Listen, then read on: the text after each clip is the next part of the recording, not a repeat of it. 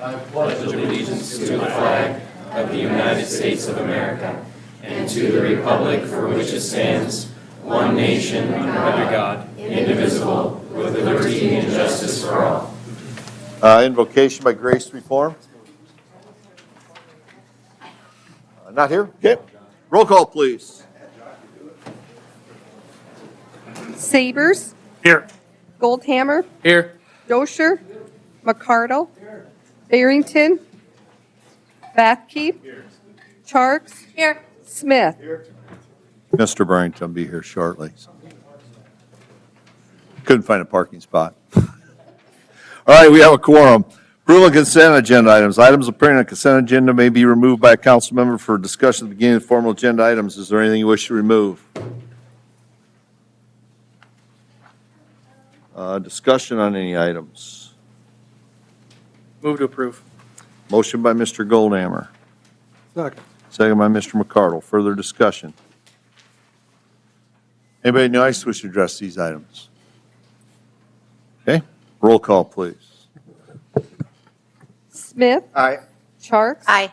Bathkeep, McCardle, Aye. Dosher, Goldhammer, Aye. Sabers. Aye. Motion carries. Citizens input. If you need to address the mayor or member of city council on an item that is not on the agenda, excluding personnel items, please come forward to the podium, state your name and your concern. Presentations are limited to 3 minutes. Items will be considered, but no action will be taken at this time. Just a minute, Mr. Hanson. Mr. Goldhammer, go ahead. Yeah, I just had an update. The last meeting we talked about our festival concerts that we have Skillet and Scotty McCreery coming. I just wanted to give an update that both those tickets are on sale right now. The key difference from this year and years past is that there is a majority of the tickets will be reserved seating. And so if you're interested in going to those concerts and want to have a good seat, you could probably buy any of them. But if you want to have a premium seat, they are going to be reserved. So you'll have choice of section, choice of seat, choice of row, just like any other concert venue. But that is something a little bit different. There's some different tiers of pricing that is involved with that. But it's just something to be aware of as you're looking at those concerts and thinking about that. The later you buy the tickets, the less likely there will be a seat of your choosing that you would want to do. So just something to be aware of. Okay, thank you. Go ahead, Mr. Hanson. Good evening, Council and Mayor. As you all know by now, my name is Stuart Hanson, and I'm up here tonight for a couple reasons. First, I'd like all of you here and everyone watching to know that whenever I come up here to speak, Jordan has had no idea I was coming up here, and he certainly had no idea what I was planning to say.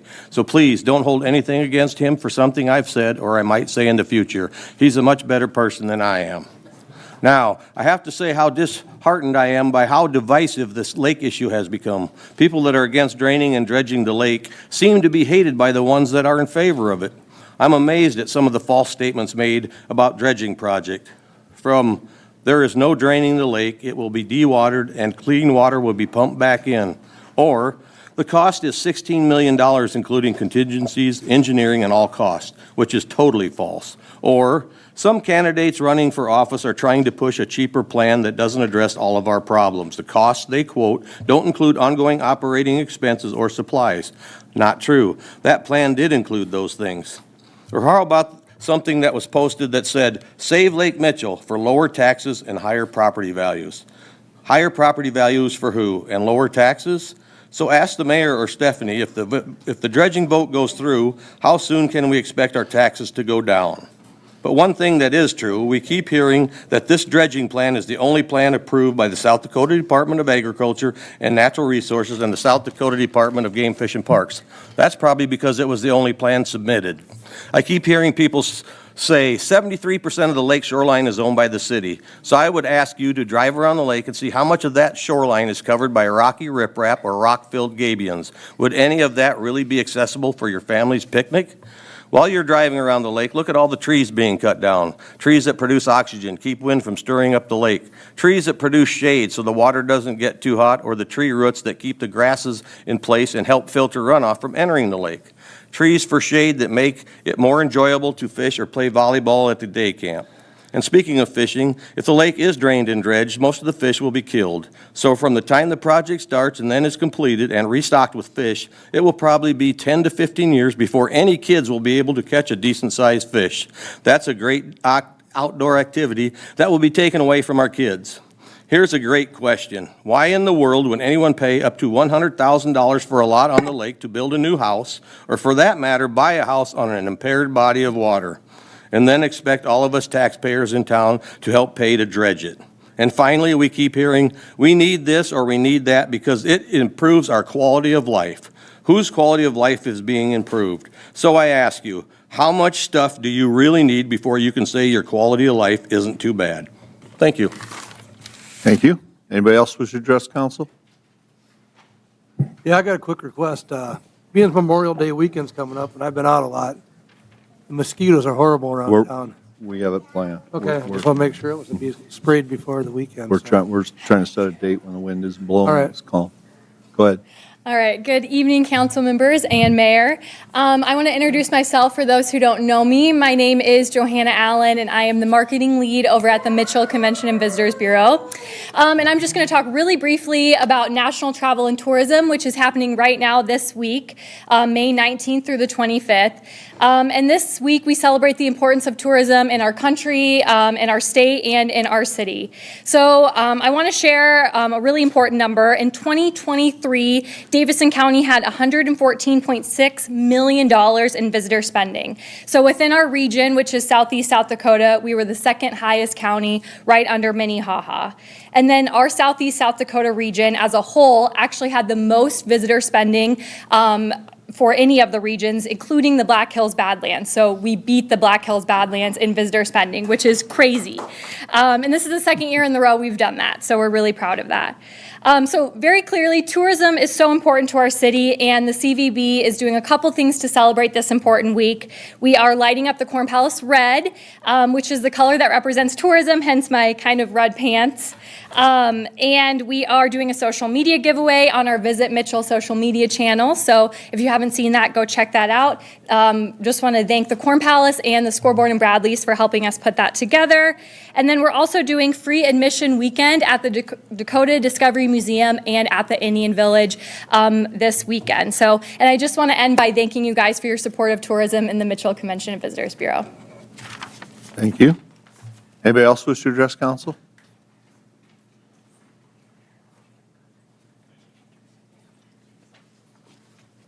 Hello, my name is Jenny Gaddis. I'm a realtor here with Mitchell Realty. I want to address council in support of the lake dredge. As a realtor, I help a lot of businesses in town recruit, do tours of the city, and help bring new residents to the area. One of the most used tools, things I'm asked to address and go around is the lake. It is used as a tool to bring new residents here. A lot of people make their decision based on the quality of life that it does add to our residents, to visitors, and to visitor spending, which can help all of our businesses here as well. We have a lot of great momentum in town. #1 school district, the new soybean plant, Bradley's, the brewery, Cromer and Muth expansions, and more, including the new school. And this will only further propel us forward. Almost half of the problem from the studies has been shown to be in the lake bed. We're not able to just treat the current situation without treating or removing the problem that lies within the lake bed. My biggest fear is that we don't move forward with something at this vote, and we see the same thing happen that we did just a couple years ago. We push this off, interest rates increase, construction costs, dredging costs, whatever plan we do, those costs increase. The problem gets worse, and it's only more expensive for the residents to help maintain, improve, fix our lake.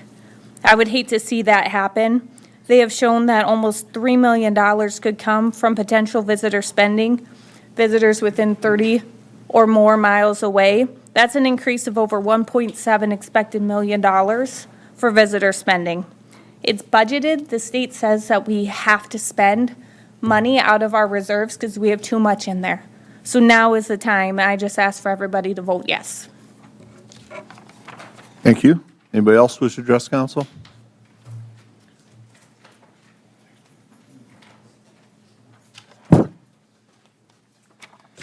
Good evening, Jesse Stroud. Quick question for everybody, if you wouldn't mind answering. I've tried This is looking- your time, there's no answer. Well, then I guess I would ask that, Okay. I don't know everybody's age and whether you have kids, grandkids, or great-grandkids. I can't find that information online, just in my curiosity. So would anybody, like, if you have, kids, would you raise your hands? I mean, or grandkids? This is your 3 minutes, so whatever you want to do. Okay, yeah, I mean, you can, so Marty's got kids, you got kids, do we got grandkids, anybody? Yes? Okay, so we got one grandkid, someone that's willing to answer, you got grandkids? Any great-grands? Be awesome if you do. No great-grands? Okay. Jesse Stroud, running for Ward 1. I only have children, 9-year-old, not grandchildren. That's it. Okay, thank you. Anybody else wish to address council?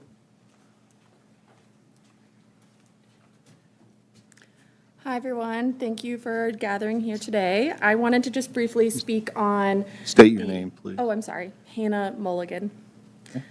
I wanted to briefly speak on the only things that I know. I grew up in Yankton, and I got to see firsthand the economic growth that resulted from the tourism that was driven by the lake and having. Oh, I'm sorry.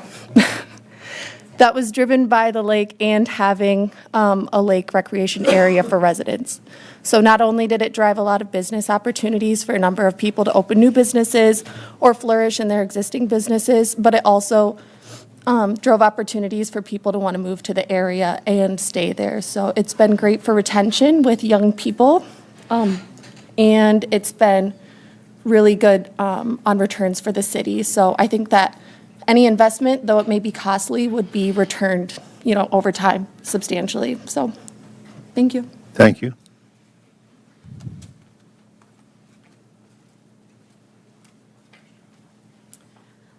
Hi, City Council members and Mr. Mayor. I'm Vanessa Clock. As you guys know, my husband and I own a business here in town. We beat our fists pretty hard for the city of Mitchell, and one of the biggest things with us living on the lake is that we definitely want to see it at its best. Currently, as some of you guys know, we've already hit 90 degrees, and so the lake is already turning. It's pretty gross, and we want it to get repaired. There's lots of things happening. There's lots of plans in place for these things or for the lake to be restored. I'm personally, from firsthand, I know that it takes fixing something moving forward while also trying to address something moving back. There's a lot of history here. We make investments in things all the time. Those things take time. The lake is one of those major investments. It's going to take time, but like that little girl who's my goddaughter and my own children, my niece, my son, everybody, I'm not investing in it for me. I'm investing in it for them. I want them to play on it. I want them to play in it, just like some of you guys did. I moved here from California. I lived on the beach. That was my thing. I wanted to be by the water. Here I am by the water.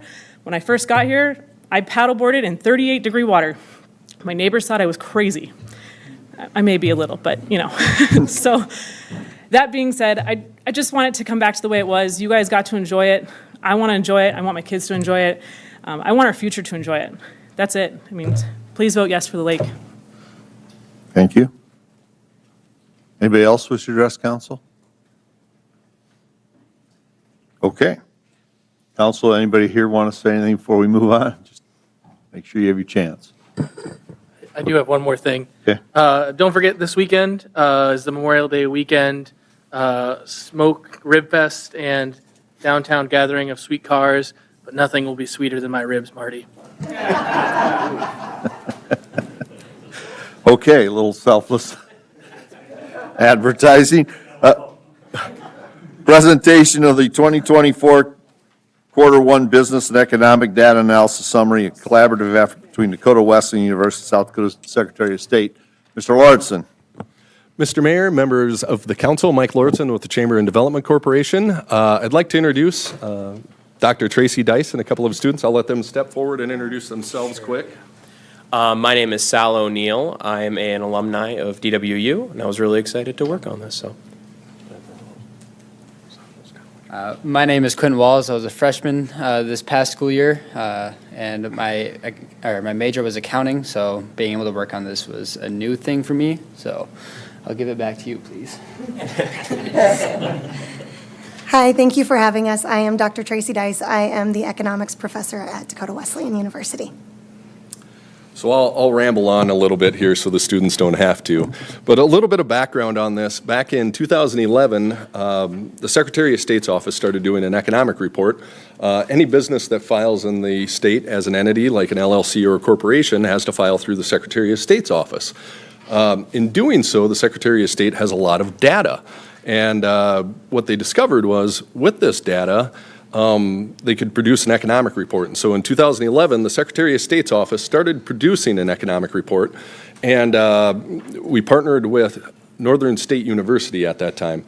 In 2019, those reports were no longer being produced, and through a partnership with Dakota Wesleyan University and the Secretary of State's office, they formed an MOU in late 2023, early 2024, and started with an agreement to share information. And through that, we have been working with the students. Do you have that first part of the presentation? The other PowerPoint? I visited with the students a couple of times and challenged them to look at a couple of graphs and looking at some of the data that we wanted them to research. One of the first things we looked into was unemployment in South Dakota. And so the graph in front of you, you can see the spike there. That's unemployment. The red spike over there is unemployment for Watertown during COVID. Watertown did not fare very well during COVID, not that any of us did.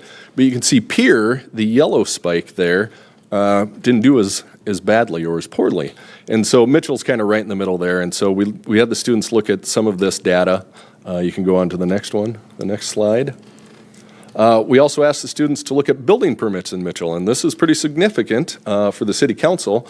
Over the last almost 20 years, those are our building permits for Mitchell. And you see we average between $25 and $30 million. If you look at 2023, it's $114 million. 2023 was huge for Mitchell. And so you go a little bit further into that. What was that? That was Performance Pets and the new school. The new school was $40 million. Performance Pets was $20 million. So that's $60 million. We're still we're still 50 some million above that. And so we're almost double what our average is in 2023. So 2023, we can see the building that's going on around town. Pretty significant, very good. Go on to the next slide. And the other thing I highlighted for the students was the migration that we're seeing. You can see the chart there shows you where people are going from and to across the United States. And so this was some of the first data that I wanted the students to look at to produce their economic report. And so now you can go back to the economic report. We'll first look at page 12. Page 12 highlights when I talked about the different entity filings. So the blue line shows new entity filings in the state of South Dakota with the Secretary of State's office. The red line shows unemployment. And the idea here was, as we see new businesses come into our state, are we seeing a drop in unemployment? And of course, it does correlate. You see a little bit of a lag there, but as we see an increase in new filings, unemployment goes down. Specifically, if you look at 2020, you see unemployment spikes, but you also see a spike in new business filings. We know there were a lot of new entrepreneurs that started businesses during 2020. If you go to page 16, and students can feel free to jump in at any point. Page 16, if you scroll down a little bit, what you see there are some of the things we spend money on, kind of the consumables that, those are bills that come out of your household, something you're going to pay for no matter what. And so you have electricity, gas, natural gas, low elasticity in demand. No matter what, you're going to be spending money on these things even if the price goes up. And what we've seen was there was a spike in 2022 and they're starting to come down in 2023. And so our household expenses are starting to come down. Pages 18 and 19, we'll look at GDP in South Dakota. Something that's interesting, GDP in 2003 was below $30 billion and is now close to $70 billion. It's more than doubled in the last 20 years.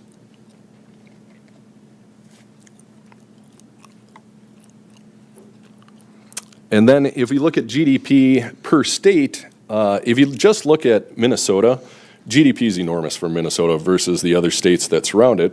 Of course, if you break that down per capita, Minnesota is right in the middle there.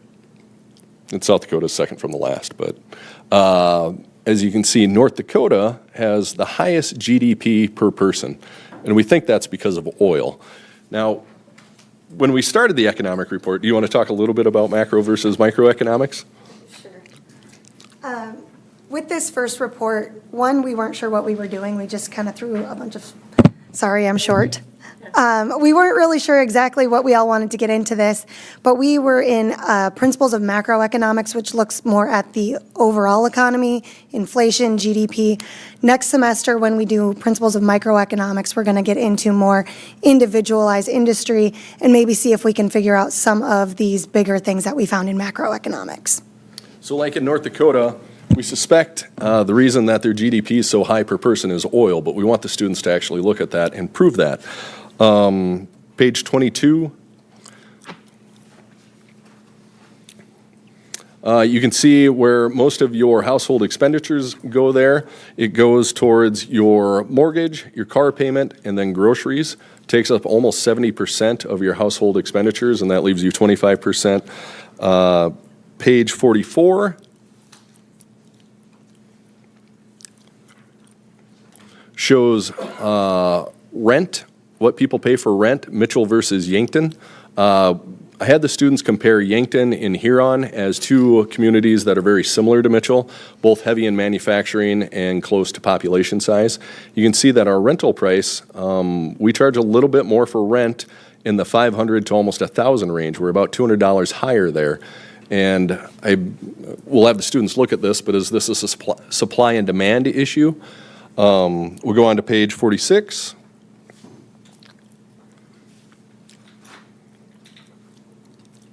It shows median housing prices, and you can see those have gone up in 2023. Page 50. This is significant for the City Council again. Over the last 5 years, our gross sales in Mitchell have gone up $40 million. That's a big number, and something that we want to look at is we see the trajectory line there. You can see it's at just under maybe a 45, maybe a 40-degree angle. So we know that's where we're headed, and so based off of that, you can say in another 5 years it should grow by another $40 million, right? And so to really be growing, you want to be able to break that trajectory line and go higher if you hit a 50 or 60%, and that's how you'd be able to tell whether or not we're really making an impact. You want to talk a little bit about gross sales? You did some research on it. So gross sales, you can also notice in December and June, it talks about the spikes that we see there. December one, we can explain by the Christmas season, the holidays, and then you see a significant drop-off in the February and March months. We call that a Christmas hangover. No one wants to spend their money because they spend so much on their kids or other family members. However, we don't know what the spike is in June. The stipulation is weather. People want to spend more money. Construction also increases. You can see, I mean, I drove by 3 people today with drywall and insulation on trailers today. But going through that, I think next is the retail sales, which we can also see increase. And then after that is also, I believe, taxable sales, which taxable sales, if we can, it's on the economic report, by the way. I should have stated that. We'll go down to the last slide. What he's highlighting is that's gross sales tax dollars for the state over the last 20 years. And you can see there's a spike. There's a spike in January. That's December sales. And then there's another spike in July. And what I wanted the students to look at was that spike in July. And so those are June sales. Why is there such a significant spike in July? And that's something the students are going to research as well. We know the December, January is Christmas. But for July, June, July, what's causing that spike? I actually see you have on the paper what I was just going to talk about next. Do you want to cover that? Or? Go ahead. So next is the taxable sales. I'm not sure what page that's on. It's a little ways down further than that. I went a little overboard with the graphs there, but. No, that's good.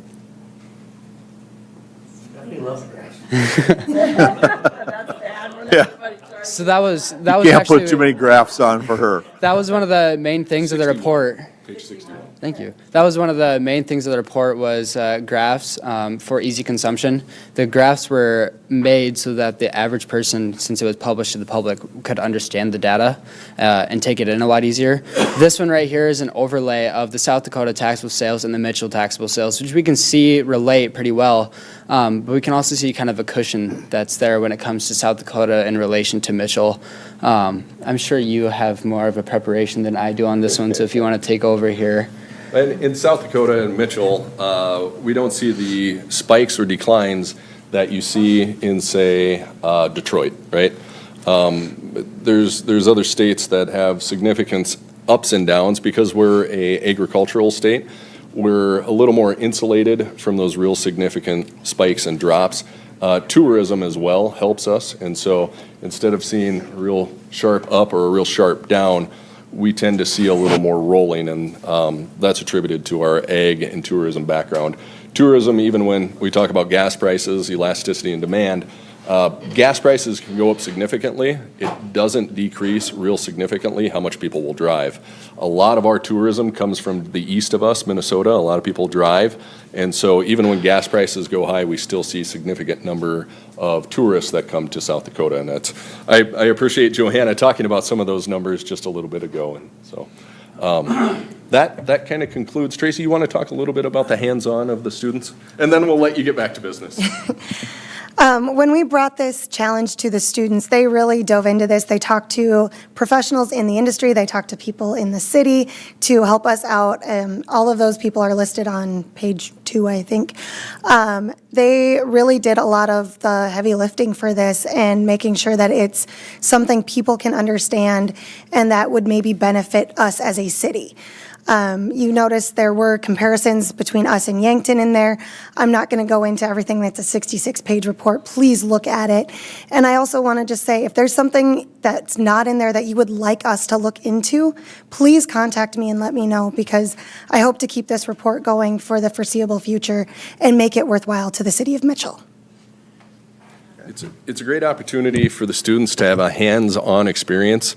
We talk about supply and demand. The students interviewed business owners. They interviewed and emailed Stephanie back and forth a lot of times asking questions. They talked to the building permit guy. Just a really good hands-on learning experience. So if you guys have any questions, let us know. I just want to compliment you guys. This is so impressive and so thorough. And I hope that you guys take your skills and invest it in our city. Like, stay here and help us just keep growing, okay? Okay. Any other comments or questions for him? Anyone in the public who is watching this online, this report was included on the agenda as a link. So if you are looking for the information, it's available there. Okay. And the names and stuff are on page 3, just for you, if you want to show. There you go. Okay. Thank you. Appreciate it. Okay, hearing and action on the following alcohol license applications. On the application is transfer RB 26966, retail on-off sale malt beverage and South Dakota farm wine license from Lucky Clovers LLC, 720 South Montana, to Lucky Clovers LLC, 909 North Main Street. Video lottery is included. Mr. Coster, any problems?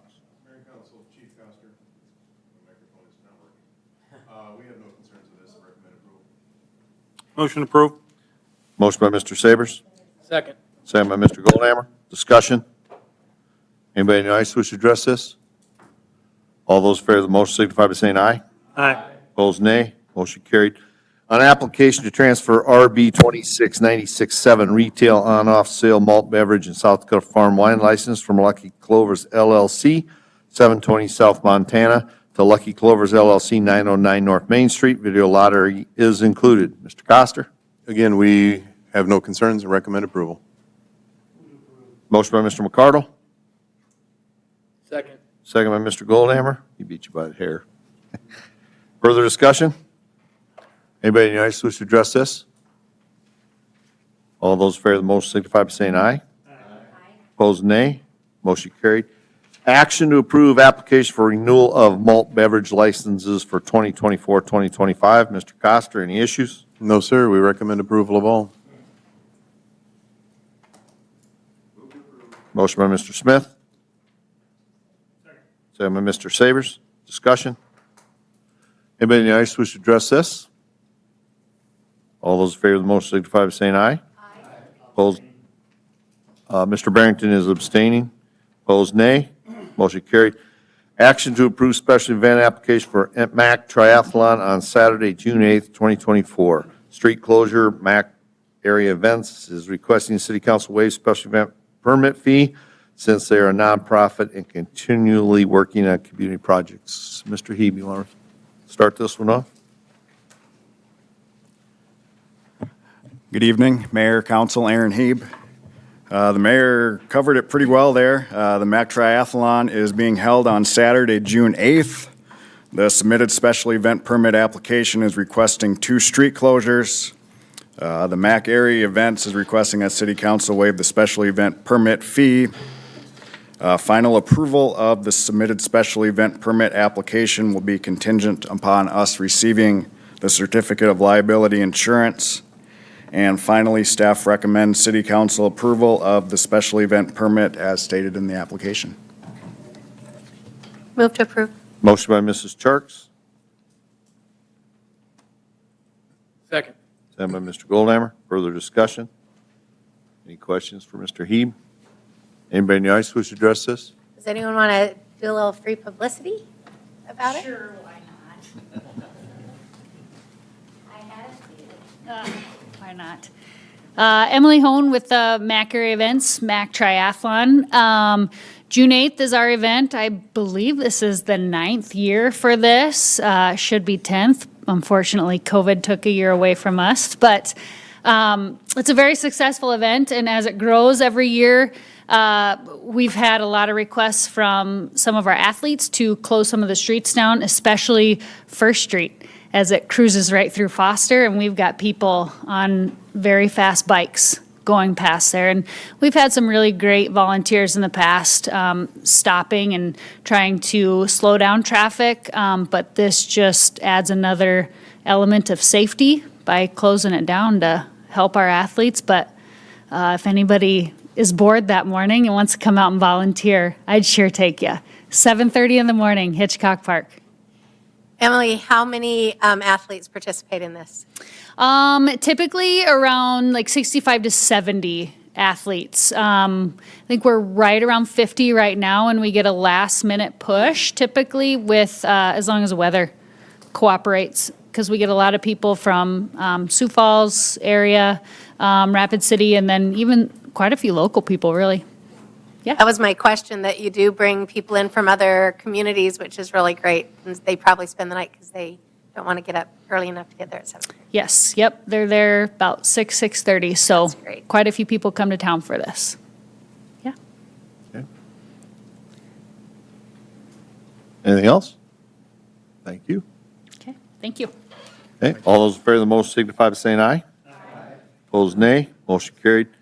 Action to approve special event permit application for Palace City Pre-Sturgis Party on Thursday, August 1st, 2024. Mr. Hebe? Mayor, Council, Aaron Hebe again. The Palace City Pre-Sturgis Party is Thursday, August 1st, 5 to 10 p.m. out on Mitchell's Main Street.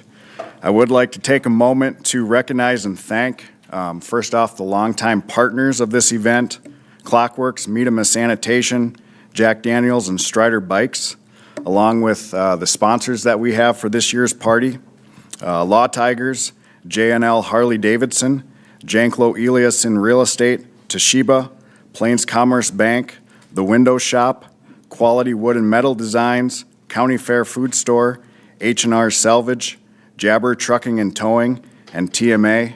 Again, we thank them for all their contributions and support. I'd also like to share and highlight just a couple of the entertainment and events. On the Corn Palace Plaza stage from 6 to 7:30, we'll have the Jimmy River Band, and then followed by from 8 to 9:30, we'll have Judd Hoos. On the south side of Main Street, between 1st and a Half and 3rd Avenue, We'll have the Ives brothers. They're going to be providing 3 high-flying motocross stunt shows throughout the evening. There'll be a car show, a bike show, a kid zone setup with Strider Bikes track, and a variety of food trucks. As always, the event is free to attend. The submitted special event permit application is requesting some street closures, parking lot closures, a parade permit with escort enclosures, noise permit, and consumption permit. Also, the Palace City Pre-Sturgis Party is requesting that City Council waive all permit fees as well as all park and rec equipment fees. And finally, staff recommends City Council approval of the special event permit as stated in the application. Thank you. Okay. Any questions or comments? So great to see this not only continue to, but to continue to grow. So it's really a feather in our community's cap to have this event. So I move approval. Motion by Mrs. Charks. Second by Mr. McCardle. Further discussion? Anybody in the audience wish to address it?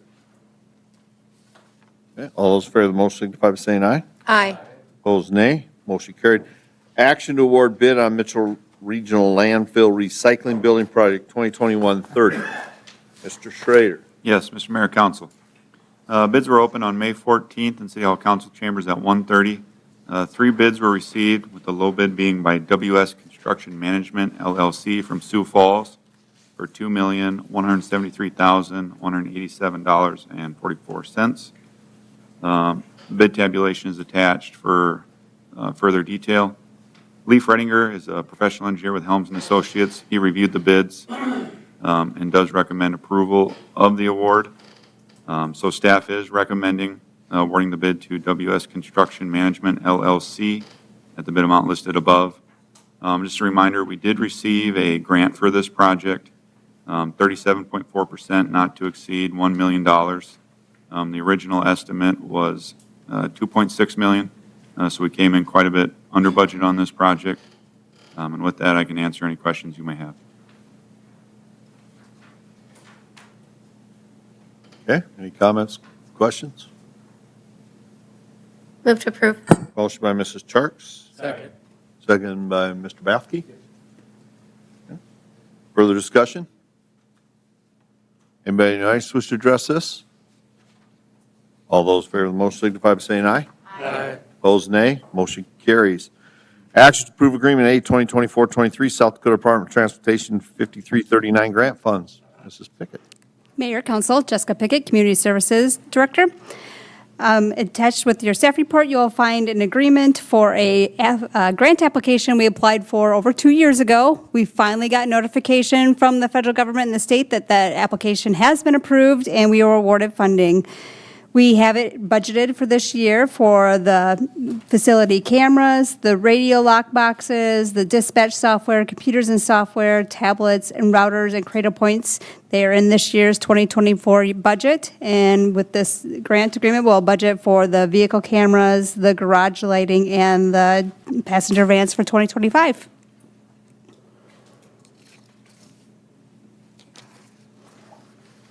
Move to approve.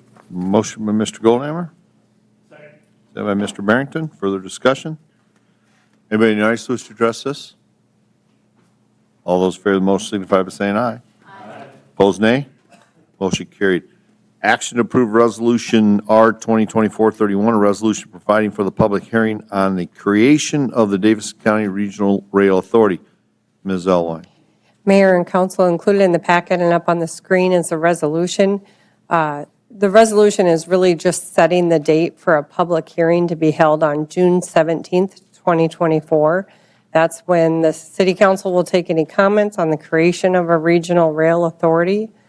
At that point, anyone who has public input is welcome to attend. The intention is that I believe the week prior to this is when the county will hold their hearing. As long as everything goes through with the county's hearing, then we'll hold our hearing the next week after. Again, this resolution was provided by bond counsel, and it's just a resolution to set the date for the public hearing. I can answer any questions that you might have. Motion by Mr. McCardle. Second by Mrs. Charks. Further discussion? Anybody in the audience wish to address this? All those in favor of the motion signify by saying aye. Aye. Opposed, nay. Motion carried. Action to approve Resolution R 2024-32, plat of Lot 5A, a subdivision of Lot 5, North Maui's First Edition. Mr. Jenigas. Mr. Mayor and Council, Planning Commission recommended approval of this 4-0 with 3 absent. It is outside city limits, but within the ETJ, it is city zoning jurisdiction. The county has heard this and approved this plat as well. Mr. Palmer actually owns the entire lot of it. He has a shed on the north side. He's looking to put a dwelling on the south portion, and his bank is requesting that he parcel that off so that his financing isn't tied up to the shed as well.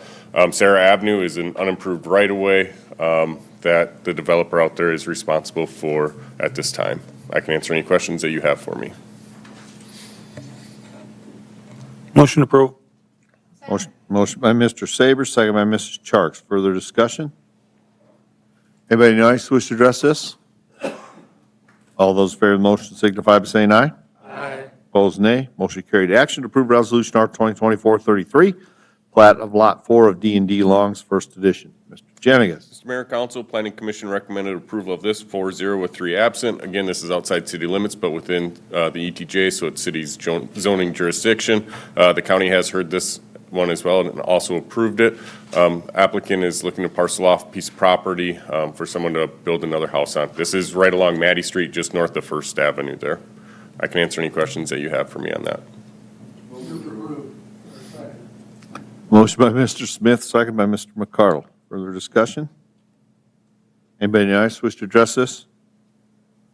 All those in favor of the motion signify by saying aye. Aye. Opposed, nay. Motion carried. Action to approve Resolution R 2024-34, plat of Tract 1 of Blackstein's addition.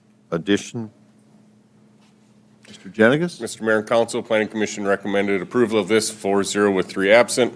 This is actually outside the ETJ, but within 3 miles of city limits, so therefore the city has to approve this plat as well.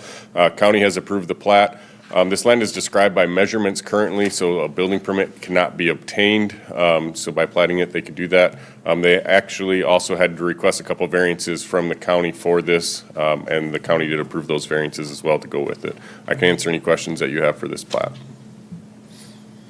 Move to approve. Motion by Mr. Goldhammer, second by Mr. Barrington. Further discussion? Anybody in the audience wish to address this? All those in favor of the motion signify by saying aye. Aye. Opposed, nay. Motion carries. Action to approve Resolution R 2024-35, plat of Tract A and Tract B of Skinner's Addition. Mr. Jenigas? Mr. Mayor and Council, Planning Commission recommended approval of this 4-0 with 3 absent. This is again outside the ETJ, but within 3 miles of city limits, so the city has to hear this plat. County has approved the plat already.